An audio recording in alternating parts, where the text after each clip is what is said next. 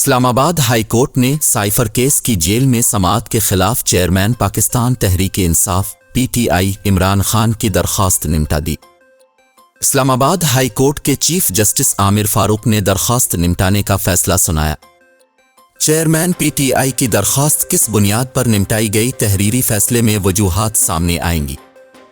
Islamabad high court की जानिब से दरख्वास्त निमटाने का तहरीरी फैसला कुछ देर में जारी किया जाएगा। याद रहे कि चेयरमैन PTI ने साइफर केस के जेल ट्रायल के खिलाफ दरख्वास्त दायर की थी।